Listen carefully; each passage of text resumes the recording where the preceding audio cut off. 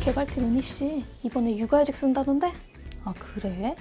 우리 회사에 육아휴직 쓴 사람이 있었나? 그거 되게 어렵다던데. 주변에 육아휴직 쓴 언니들한테 물어보니까 말이 다 다르더라고. 육아휴직 어떻게 쓰는 거야? 육아휴직 쓰고 싶은데 육아휴무시라고요? 자, 이제 사행시로 알려드릴게요. 운 띄워주세요. 육아휴직이 궁금하세요? 아주 자세히 알려드릴게요. 휴직 제도를 통해 자녀를 돌보는 직장맘과 직장 대디들을 위해 서울시 선언권 직장맘 지원센터가 도와드리겠습니다. 안녕하세요. 서울특별시 선언권 직장맘 지원센터는 임신, 출산, 육아기 노동 법률을 상담하고 교육하는 서울시 민간위탁기관입니다. 센터에서는 노동법 먹고 샌드위치 먹고라는 교육을 진행하고 있습니다. 직장맘과 직장대디, 인사 담당자가 점심시간을 이용하여 샌드위치를 먹으면서 출산휴가, 육아휴직, 육아기 근로시간 단축을 배울 수 있도록 기획한 강의입니다. 시간이 맞지 않아 교육을 듣지 못할 분들을 위해 동영상으로 인사드립니다. 육아휴직을 강의할 공인노무사 조하정입니다. 많은 분들이 육아휴직을 사용하기도 하고 사용하고자 하다 보니 알고 싶은 내용이 많으실 텐데요. 이번 강의에서 정확하게 육아휴직은 어떤 제도이고 육아휴직 급여를 받으려면 어떻게 해야 하는지, 더 나아가서 사업주분들은 육아휴직 기간의 인사관리를 어떻게 해야 하는지까지 하나씩 설명을 드리려고 합니다. 강의 목차는 화면에서 보시는 것과 같이 육아휴직 제도, 육아휴직 급여, 육아휴직 신청과 급여 신청 절차, 육아휴직 기간 인사관리 순서로 진행하겠습니다. 가장 먼저 육아휴직 제도가 어떤 제도인지 먼저 알아볼게요. 육아휴직이란 임신 중이거나 만 8세 이하 또는 초등학교 2학년 이하의 자녀를 양육하기 위하여 사용하는 휴직을 의미합니다. 출산휴가와는 다르게 육아휴직은 회사의 취업규칙이나 단체 협약 등에서 따로 정한 바가 없으면 원칙적으로 무급휴직에 해당됩니다. 육아휴직을 사용하려고 할 때 가장 중요한 점이 내가 사용할 수 있는 대상자가 되는지일 거라고 생각되는데요. 육아휴직의 사용 요건은 두 가지가 있습니다. 먼저 휴직 개시일을 기준으로 하여 임신 중이거나 만 8세 이하 또는 초등학교 2학년 이하의 자녀가 있는 근로자여야 하고요. 근속기간이 6개월 이상인 근로자여야 합니다. 꼭 여성 근로자만이 육아휴직을 사용할 수 있는 것은 아니기 때문에 요건만 충족된다면 남녀 근로자 모두 자녀 양육을 위해 육아휴직을 사용할 수 있습니다. 육아휴직은 법적으로 정해진 요건을 충족하면 근로자가 신청한다면 사용자는 거부하여서는 안 되기 때문에 육아휴직을 거부하는 사업주에게는 500만 원 이하의 벌금이 부과될 수 있습니다. 그러면 이렇게 육아휴직 요건이 충족됐는지 여부는 언제를 기준으로 판단할까요? 육아휴직 요건 판단 시점은 휴직 개시일입니다. 휴직 개시일을 기준으로 여기 있는 1번과 2번의 요건을 모두 충족하여야 육아휴직을 사용할 수가 있습니다. 그렇지만 휴직 개시일 기준으로 충족되면 되기 때문에 휴직 종료일에 자녀 연령이 만 8세 또는 초등학교 2학년이 넘어가도 육아휴직은 사용할 수가 있습니다. 육아휴직 사용을 위해서 자녀의 연령이 중요한 요건인데요. 자녀 연령 요건을 보면 만 8세 이하 또는 초등학교 2학년 이하라고 되어 있다 보니 어떤 날을 기준으로 해야 하는지 궁금하실 것 같습니다. 둘 중 어느 하나라도 해당되면 육아휴직을 사용할 수가 있습니다. 그렇기 때문에 둘 중 늦게 도래하는 시점을 기준으로 육아휴직 자녀 연령을 확인해 주시면 됩니다. 이해하기 쉽게 예를 한번 보겠습니다. 먼저 2015년 10월 1일에 출생한 자녀 A를 볼게요.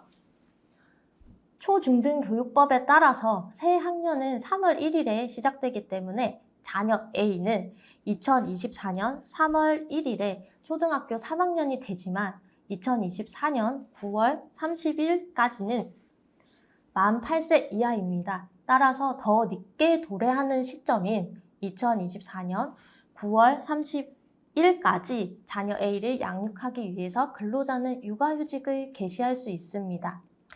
두 번째로 2015년 2월 1일에 출생한 자녀 B를 보겠습니다.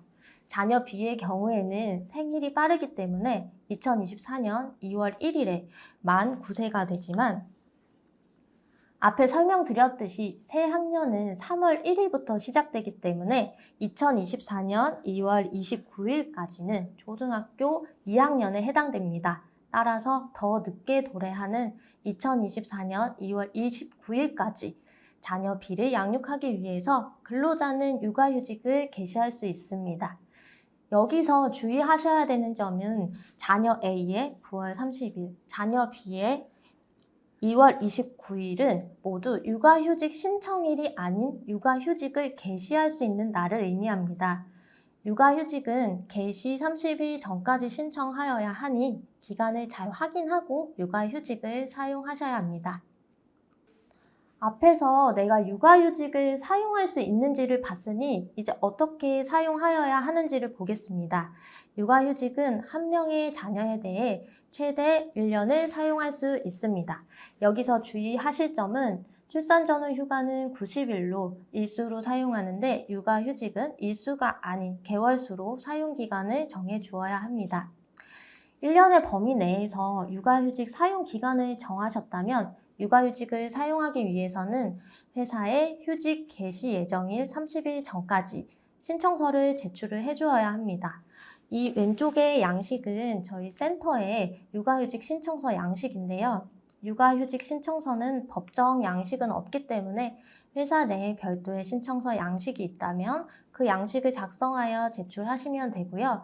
만약에 없으시다면 저희 센터 홈페이지 자료실에서 다운받으셔서 작성하여 제출해 주시면 됩니다. 그리고 육아휴직 신청에 대해서는 남녀고용평등법 시행령 자체에 서면 제출이 명시되어 있기 때문에 반드시 서면으로 제출을 해주셔야 합니다. 다음으로 육아휴직은 전 기간 최대 2회까지 분할이 가능한데 이 중 임신 중 육아휴직은 분할 횟수 산정 시 포함되지 않습니다. 분할 예시를 한번 볼게요. 출산 후에 육아휴직을 처음 사용하신다면 최대 2번 분할이기 때문에 총 3덩어리의 육아휴직을 신청하셔서 사용할 수 있습니다. 그런데 만약 임신 중 육아휴직을 쓰셨다면 임신 중 육아휴직은 분할 횟수에 포함되지 않으니까 출산 후 다시 2번 더 분할하여 사용이 가능합니다. 분할 사용할 때 또 유의해 주셔야 하는 부분은 분할하는 경우 각각의 휴직 시작일 기준으로 매번 앞에 설명드렸던 2가지 요건이 충족되어야 사용할 수 있습니다. 그리고 육아휴직을 회사 사정이나 혹은 개인적인 사정으로 쓰지 않으시는 분들도 계시잖아요. 이 경우에 육아휴직 미사용 기간은 육아기 근로시간 단축 제도로 전환하여서 사용이 가능합니다.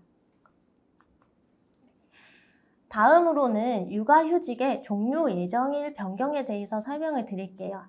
육아휴직을 신청하고 사용하고 있으시다가 종료 예정일을 변경하시고자 할 수 있어요. 만약 육아휴직 종료 예정일을 연기하려고 하는 경우에는 휴직 종료 예정일 30일 전까지 사업주에게 연장 신청을 해주시면 됩니다. 사업주에게는 육아휴직 연장은 1회에 한해서 허용 의무가 있기 때문에 근로자가 연장 신청을 하면 허용을 해주어야 합니다. 그런데 예를 들어 근로자가 1년을 다 신청을 했는데 육아휴직을 사용하다 보니 1년까지 사용할 필요는 없다고 판단되어서 조기복직을 하고자 할 수 있습니다. 이때는 사업주에게 육아휴직의 조기 종료를 요청할 수는 있으나 사업주는 허용 의무가 있지는 않아서 재량껏 복직시켜 줄 수도 있고 그렇지 않을 수 있습니다. 만약 사업주가 조기 종료를 거부할 경우에는 당초 신청한 육아휴직 종료 예정일까지 사용하셔야 합니다. 여기까지 육아휴직이라는 제도에 대해서 살펴봤으니까요. 이제 육아휴직 급여에 대해서 한번 알아볼게요. 제일 처음에 육아휴직 정의에 대해서 설명드릴 때 육아휴직은 원칙적으로 무급휴직이라고 말씀드렸죠. 무급휴직이다 보니 고용보험에서는 육아휴직을 사용하는 근로자에게 일정 금액을 지원하는 제도를 운영하는데 이걸 육아휴직 급여라고 합니다. 육아휴직의 사용 요건과 또 별개로 육아휴직 급여를 받기 위해서는 다음 요건을 충족해 주어야 합니다. 우선 근로자는 육아휴직을 30일 이상 사용해 주어야 합니다. 만약 30일이 안 되는 기간으로 분할 사용한다면 분할 사용한 각각의 육아휴직 합산 기간이 30일 이상이 되어야 합니다. 그리고 두 번째 요건은 육아휴직 시작일 이전 고용보험 피보험 단위 기간이 180일 이상이 되어야 합니다. 여기서 피보험 단위 기간이라는 게 뭘까 하는 의문이 드실 거예요. 피보험 단위 기간이라는 것은 고용보험 피보험 기간 중 보수 지급의 기초가 된 날을 의미합니다. 즉 유급으로 임금을 받은 날을 의미하는데요. 고용보험이 가입된 전체 기간을 피보험 기간이라고 하는데 이 기간 중에 무급일을 제외하고 유급으로 임금을 받는 날을 피보험 단위 기간이라고 합니다. 예를 보시면 조금 더 이해가 쉬우실 거예요. 일주일에 소정근로일이 월요일에서 금요일까지 주 5일이고 토요일은 무급휴무일, 일요일은 주휴일로 근로계약을 체결한 근로자가 있습니다. 이 근로자의 2024년 8월 피보험 단위 기간은 이 토요일에 무급휴무일을 제외한 월요일부터 금요일 그리고 주휴일인 일요일이 유급으로 임금을 받는 날이기 때문에 이렇게 화살표로 표시된 날들이 피보험 단위 기간에 포함되는 날이 됩니다. 쉽게 생각하시면 한 달에서 무급인 토요일을 제외한 날이 피보험 단위 기간이 되는 거죠. 그래서 2024년 8월에 이 근로자의 피보험 단위 기간은 26일이 나오게 됩니다. 육아휴직 개시 전에 이렇게 산정한 피보험 단위 기간이 180일 이상이 되어야만 육아휴직 급여를 받을 수가 있습니다. 그럼 이제 내가 육아휴직 급여를 받을 수 있는 대상자인지 확인했다면 얼마를 받을 수 있는지를 알아야겠죠. 육아휴직 급여는 매달 월 통상임금의 80%를 지급하는데요. 여기서 상한액은 150만 원이고 하한액은 70만 원입니다. 만약 1개월을 채우지 못한 기간이 있다면 일할 계산하여 지급되게 됩니다. 지급 기간은 육아휴직을 사용한 기간에 대해서 자녀 한 명당 최대 1년까지 지급이 됩니다. 그리고 육아휴직 급여는 육아휴직 시작 1개월 후부터 매월 단위 신청이 가능하고 종료 후 12개월 이내에 신청하셔야 합니다. 그런데 여기서 아시는 분들도 계실 것 같은데요. 현재 육아휴직 급여는 사후 지급금이라는 것이 있습니다. 육아휴직 급여의 75%는 육아휴직 기간 중에 지급하고 나머지 25%는 근로자가 복직 후 6개월 이상 계속 근무 시 지급을 하는데 이 나머지 25%의 육아휴직 급여를 사후 지급금이라고 합니다. 그림을 한번 볼게요. 근로자 A는 2024년 1월 1일에 육아휴직을 시작하여 12월 31일까지 1년을 사용하였습니다. 이후 2025년 1월 1일에 복직하여 6개월을 근무한 후 7월 1일에 육아휴직 급여의 25%인 사후 지급금을 받을 수 있게 되는 것입니다. 이때 무조건 복직 후에 6개월 이상 근무하지 못하면 사후 지급금을 지급받지 못하는 것은 아닙니다. 만약 비자발적인 사유로 퇴사를 하여 6개월 이상 계속 근로하지 못하는 경우에는 사후 지급금을 받을 수 있습니다. 여기서 비자발적 퇴사 여부는 실업급여 수급 자격과 동일하게 판단하고 있습니다. 그러면 구체적으로 육아휴직 급여액을 예를 들어서 산정해 볼게요. 육아휴직 급여는 월 통상임금의 80%를 지급하고 상한액은 150만 원, 하한액은 70만 원입니다. 첫 번째, 월 통상임금이 220만 원인 근로자 A를 볼게요. 근로자 A가 받는 육아휴직 급여 총액은 220만 원의 80%를 하면 176만 원인데요. 육아휴직 급여의 상한액인 150만 원을 넘기 때문에 상한액 150만 원을 지급받을 수 있습니다. 육아휴직 기간 중에는 75%만 먼저 지급되니 112만 5천 원을 받고 복직하고 6개월 이상 근무하면 나머지 25%인 37만 5천 원을 받게 됩니다. 두 번째 근로자는 월 통상임금이 90만 원인 근로자 B인데요. 90만 원의 경우 80%는 72만 원이에요. 그런데 이 72만 원의 75%는 54만 원으로 하한의 기준인 70만 원보다 적죠. 이럴 경우에는 54만 원을 지급하는 것이 아니라 70만 원을 지급받게 됩니다. 그리고 72만 원에서 70만 원을 제외한 나머지 2만 원을 이후에 사후지급금으로 받을 수 있게 됩니다.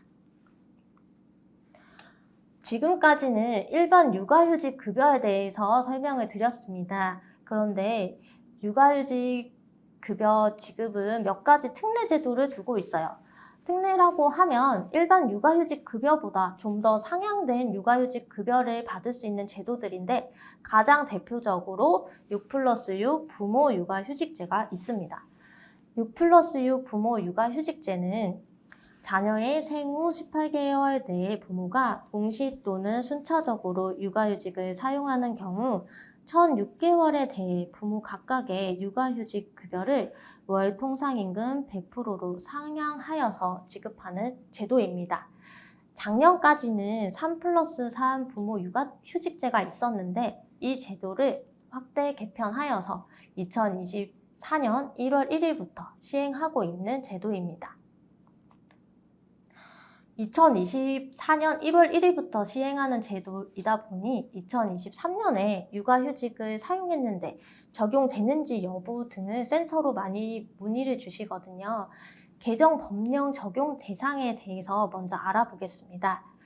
우선 부모 중 한 명이라도 2024년 1월 1일 개정 법령 시행 이후에 육아휴직을 최초 사용하시면 적용이 되고요. 부모 모두 2023년에 육아휴직을 최초 개시하였더라도 부모 중 한 명이라도 개정 법령 시행 이후 요건에 맞게 사용한 육아휴직 기간이 있다면 적용이 가능합니다. 다음으로 6+6 부모 육아휴직제 지급 요건을 보겠습니다. 먼저 생후 18개월 이내의 자녀를 대상으로 부모 모두 육아휴직을 사용하여야 합니다. 이때 두 번째 육아휴직자의 휴직 개시일을 기준으로 요건을 확인하기 때문에 두 번째 육아휴직자의 휴직 개시일이 자녀 생후 18개월 이내라면 6+6 부모 육아휴직제 적용이 됩니다. 그리고 6+6 부모 육아휴직제는 부모 모두 육아휴직을 사용하는 기간에 대해서 상향된 육아휴직 급여가 지급되도록 규정되어 있습니다. 지원 내용은 적용 기간 중에는 월 통상임금의 100%를 지급하고 이때 사후지급금 공제 없이 한 번에 육아휴직 급여를 지급합니다.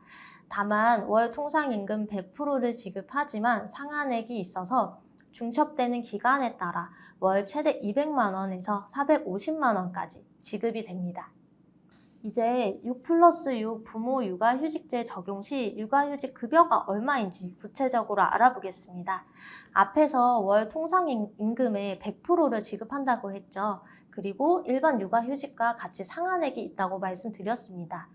상한액은 중첩되는 기간이 1개월이면 월 상한 200만 원 기준, 2개월이면 250만 원, 3개월이면 300만 원, 4개월이면 350만 원, 5개월이면 400만 원, 6개월이면 450만 원까지 최대 지급됩니다. 지급 금액은 아래의 표를 좀 보시겠습니다. 엄마 아빠의 월 통상 임금이 450만 임을 가정했을 때로 보면 엄마 아빠가 1개월씩 육아휴직을 사용하셨다면 각각 200만 원을 받게 되고요. 만약 엄마 아빠 모두가 6개월에 여기 보시면 6개월이죠. 6개월의 육아휴직을 사용한다면 매달 상한액을 받아서 각각 1,950만 원의 육아휴직 급여를 받게 되는 거죠.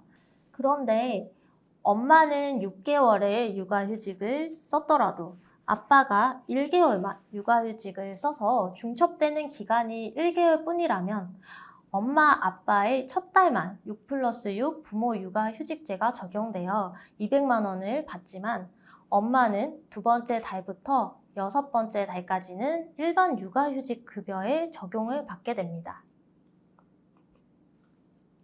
다음은 한부모 근로자 육아휴직 급여 특례 제도입니다. 육아휴직자가 한부모 가족지원법 제4조 제1호에 따른 모 또는 부의 경우 첫 3개월의 급여를 통상임금 100%, 상한액 250만 원으로 인상하여서 지급하는 제도입니다. 한부모 가족지원법에 따른 한부모로는 배우자와 이혼을 한 경우, 미혼자 등이 해당이 됩니다. 한부모 근로자 육아휴직 급여 제도는 3개월 동안 적용되고 나머지 9개월의 경우에는 일반 육아휴직 급여를 지급받게 됩니다.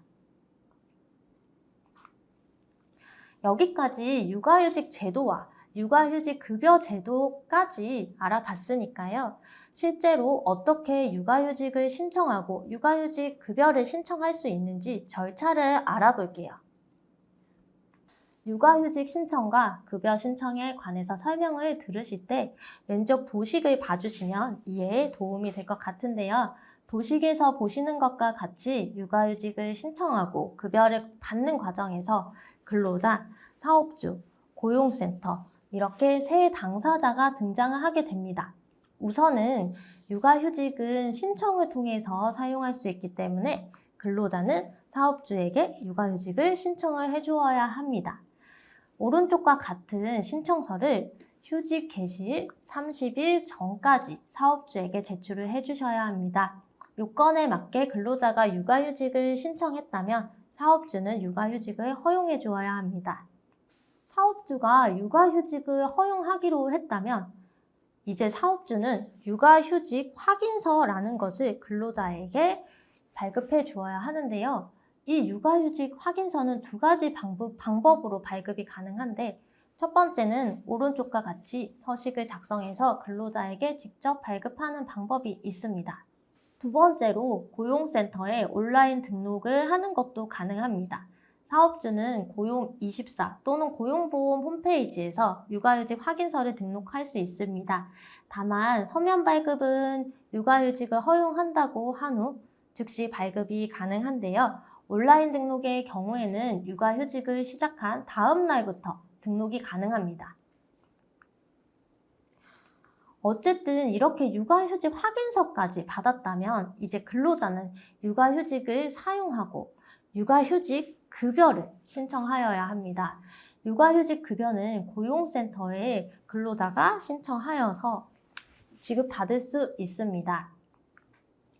사업주가 만약 서면으로 확인서를 발급을 해주었다면 확인서와 오른쪽 양식인 급여 신청서를 작성하여서 고용센터에 일회는 방문을 하여 신청하거나 우편으로 신청을 해주어야 합니다. 사업주가 온라인 등록을 했다면 근로자도 고용24나 고용보험 홈페이지로 온라인 신청 또는 고용24, 고용보험 앱으로 육아휴직 급여 신청이 가능합니다. 육아휴직 급여 신청은 육아휴직 시작 1개월 후부터 매월 단위로 신청할 수 있고 종료 후 12개월 이내에 신청하여야 합니다. 육아휴직 신청과 육아휴직 급여 신청까지도 알아봤는데요. 지금부터는 마지막으로 사업주분들과 인사 담당자분들이 가장 궁금하실 사항인 육아휴직 기간에 인사관리는 어떻게 해야 하는지 알아보겠습니다. 센터로 사업주분들과 인사 담당자분들이 연락을 많이 주시는데 이때 근로자가 육아휴직을 신청했는데 회사가 무엇을 해줘야 하나요? 라고 물어보시는 분들이 정말 많습니다.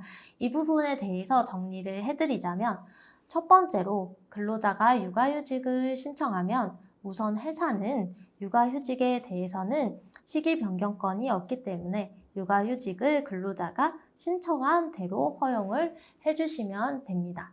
그리고 나서 앞에서 설명한 육아휴직 확인서를 발급 또는 등록을 해주어야 합니다. 마지막으로는 근로자가 육아휴직 급여 신청 시에 급여 명세서 등의 서류가 필요할 수가 있는데요. 이런 필요 서류를 근로자가 요청할 경우 회사가 발급을 해주시면 됩니다. 여기까지는 근로자가 육아휴직을 사용하고 급여를 받기 위해서 해주어야 하는 부분이고요. 다음으로는 육아휴직 기간에 대해서 4대 보험도 처리를 해주어야 합니다. 먼저 고용산재의 경우에는 육아휴직 후 14일 이내에 근로복지공단에 근로자 휴직 등 신고를 해주어야 합니다. 그리고 건강보험의 경우에는 건강보험공단에 휴직자 등 직장가입자 보험료 납입고지 유예 신청을 해주어야 합니다. 육아휴직 기간 동안은 납입고지가 유예되기 때문에 건강보험료가 부과되지 않지만 복직 시에 직장가입자 보수월액 하한액 기준으로 산정되어서 일괄 부과되게 됩니다. 국민연금은 노사가 협의하여서 선택을 할 수 있는데요. 별도의 신고 절차 없이 휴가 직전 납입하던 보험료 그대로 납입하거나 국민연금공단에 국민연금 납부 예외 신고를 하여서 육아휴직 기간 동안은 납부하지 않을 수 있습니다.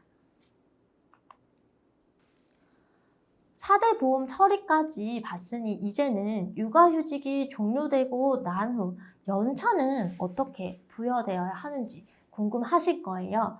육아휴직 기간은 모두 근속기간으로 포함될 뿐 아니라 연차 유급 휴가 산정 시 모두 출근한 것으로 간주하고 있습니다. 그렇기 때문에 사업주는 연차 산정 시에는 육아휴직 기간도 모두 출근한 것으로 보고 다음 연도 연차를 근로자에게 부여하면 됩니다. 그리고 육아휴직 기간은 해고 금지 기간이기 때문에 해고할 수 없다는 점도 유의를 해주셔야 합니다. 다음으로는 퇴직금 산정에 대해서 알아보겠습니다. 경우에 따라서 근로자분들이 육아휴직을 종료 후에 복직하지 못하고 퇴직하는 경우도 있고요. 매년 퇴직연금 DC형을 불입하는 회사도 있을 텐데요. 퇴직금과 퇴직연금을 어떻게 산정해야 하는지 어려워하시는 분들이 많이 계셔서 간단히 설명드리겠습니다. 우선 퇴직금을 지급하는 사업장이라면 근로자가 육아휴직 종료 후 바로 퇴직을 한다면 육아휴직 기간은 평균 임금 산정 기준이 되는 기간과 임금의 총액에서 각각 제외하여서 평균 임금을 산정하지만 퇴직금 산정을 위한 계속 근로 기간에는 육아휴직 기간을 모두 포함하여야 합니다. 다음으로 DC형 퇴직연금 제도를 운영하는 사업장이라면요. 1년 부담금 수준을 산정할 때는 퇴직금 산정 기준이 되는 기간과 임금 총액에서 육아휴직 기간은 모두 제외하여서 산정을 해주어야 합니다. 이때 이 네모 박스에 공식에 따라서 산정을 해주시면 됩니다. 보시면 부담금 수준은 연간 임금 총액에서 육아휴직 기간에 받은 임금을 뺀 금액을 12월에서 육아휴직을 사용한 기간을 뺀 기간으로 나누어 주시면 됩니다. 육아휴직 기간의 경우에는 월로 환산해서 제외하여 산정해 주시면 됩니다. 즉, 육아휴직 전과 동일한 부담금을 납입하면 되기 때문에 결론적으로 육아휴직을 했다고 하더라도 퇴직 금액이 줄어들거나 하지는 않는다라고 생각해 주시면 됩니다. 지금까지 육아휴직 제도부터 육아휴직 기간 인사관리까지 알아봤습니다. 아무래도 짧은 시간 동안 설명을 드리다 보니 추가적으로 궁금한 사항이 있을 것 같습니다. 오늘 강의를 듣고 더 궁금한 점이 있으시다면 센터 홈페이지에 업로드되어 있는 센터 발간 자료인 안내서와 안내서 플러스를 보시면 도움이 많이 될 것 같고요. 센터 02-852-0102번으로 연락을 주시면 자세히 안내드리겠습니다. 감사합니다.